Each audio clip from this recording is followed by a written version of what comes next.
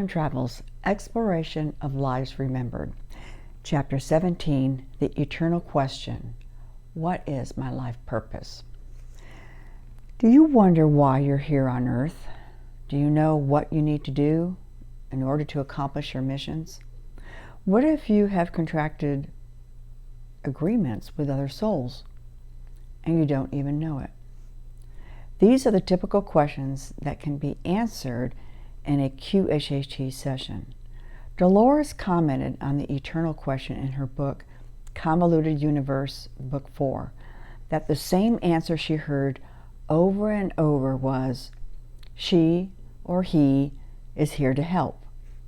I agree with Dolores. I've never heard the higher self say the client is to party their life away, make a lot of money, drink alcoholic beverages, and engage in wanton sex. At the least, the client is told to just be, because their light is bright and their mere presence is affecting change in others. On the flip side, a client receives information about their missions, which could be writing books, giving public presentations, and creating specific projects such as healing businesses and/or healing centers. I like to think we're all doing our part to raise consciousness and assist in the ascension. Through our own healing and self-love, we are the solution to the problem created long ago. A QHHT session can help people create the roadmap for their missions. At the same time, in a session, people also clear remaining karma and heal themselves. Oftentimes, they also find out they are healers. Becoming a healer. I facilitated this session for a middle-aged married female, mother of 5 beautiful children. She's very intuitive and clairaudient. We'll call her Sarah. Starting at a very young age, her verbally abusive father told her he did not love her and blamed her for everything that had gone wrong in his life. Sarah's third eye chakra closed shut at that time, according to her. Sarah never felt any support or love from her father her entire life, and he made sure she knew it. Two psychics told her to leave her husband because he doesn't support her spirituality. I was eager to hear what the higher self would say regarding this guidance, because I was trained to never say this to a client during an angel reading.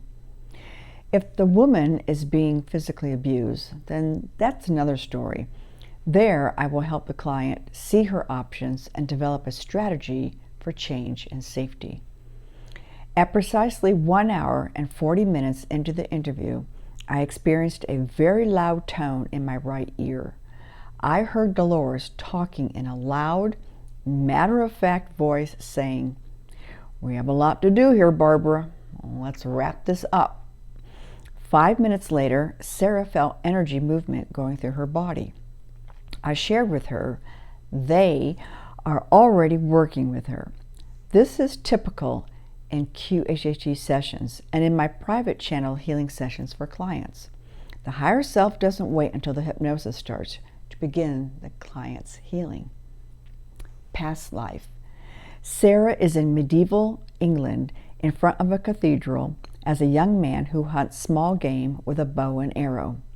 He brings rabbits to the priest, who appreciates and values this young hunter. He also lives with and provides for his mother in a nice cottage.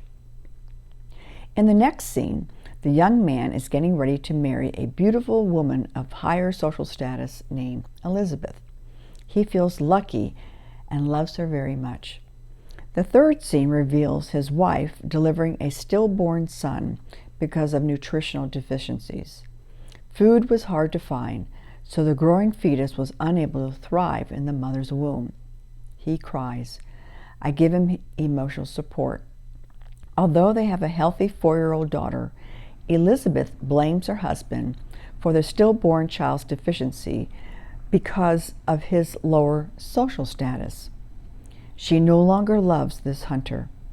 On the last day of his life, he dies of gangrene of the arm that became infected from a dirty arrow striking him during a hunting accident. The mother Wife and daughter sit at the bedside while he chokes and suffocates. He leaves his body. I asked the man what he thought that life's purpose was. He says, self-worth. You are only as good as you think you are. Love can exist with your children. Love comes in many forms. Self-love must come first. Higher self. The higher self, in its infinite wisdom, chose that lifetime to share the message that the client must always love herself by helping herself first. Sarah does too much for others. The life purpose in that lifetime was to learn to love another person, even when that person doesn't reciprocate the love. In her current life, the higher self says she is to learn to heal, be healed, and then to heal others. The higher self reveals that Sarah is an expert at reading runes, and this is why she is seeing runes in her dreams at night. The purpose of Sarah's father's current abusive behavior toward her is to remember she must love herself enough to walk away. Sometimes we must forgive someone even if they don't want our forgiveness. We can forgive without being forgiven. Sarah's father was the priest in the past life, and he saw the value in her then. In this life, Sarah must see her own value. She must forgive herself first. She must keep her distance from her current father. She's not to associate with him at this time. Regarding the two psychics who told her to leave her husband, higher self, there is nothing wrong with her marriage. Her husband is insecure at this time. He's struggling with what to believe and what not to believe. She's trying to force him to believe. He's not there yet. Be patient. He will see. He will know. This information from her higher self gives Sarah great comfort. About her career path, she is to be a mother first. After her children are grown, she should become a healer. In the meantime, she can study and enjoy being the good mother she is. Healing during the session. Right knee nerves were unbuttoned. The higher self did this by pulling on the nerves. Sarah could feel the sensation inside her body. Her emotional issues were removed from her abdominal area.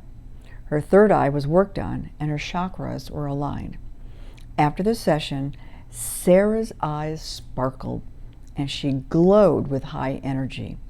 During the debriefing after the session, Sarah shared with me that she heard the very loud tone coming out of the ear that I heard near the end of the interview when Dolores spoke to me telepathically.